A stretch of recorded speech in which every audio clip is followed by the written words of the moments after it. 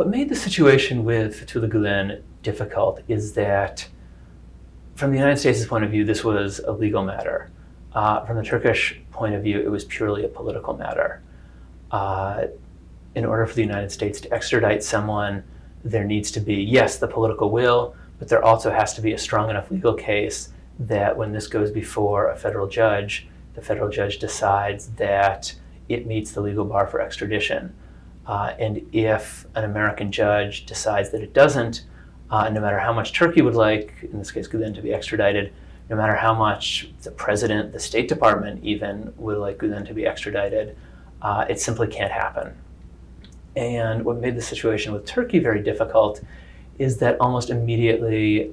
from Ankar's point of view, it was seen not as a legal matter.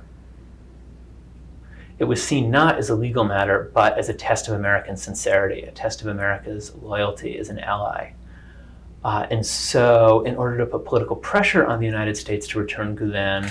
the Turkish government adopted an attitude that I think, in the absence of a strong legal case, ended up undermining the political will on America's side, ended up creating a great deal of resentment from Americans. And the Turkish government's response was to say, in some cases at very high levels, that the United States was actually behind the coup, and that if the United States didn't extradite Gülen, this was proof of American complicity in the coup. And when they seemed more interested in launching these kinds of accusations than actually building up a strong legal case to secure Gülen's extradition, it set the stage for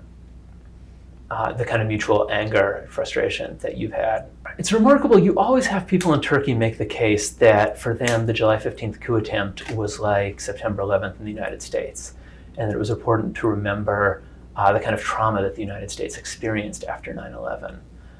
And it's certainly a reasonable comparison to make, but I think another key point about this comparison is from the point of view of a lot of people in the United States, certainly President Barack Obama. There was a very strong sense that after 9/11, because of that trauma, the United States made some mistakes, did things that were both counterproductive in a practical way and that compromised some of our deepest values. And so for Turkey to cite that trauma basically is evidence why we should compromise those same values by extraditing Gülen absent legal evidence, it was going to be a non-starter.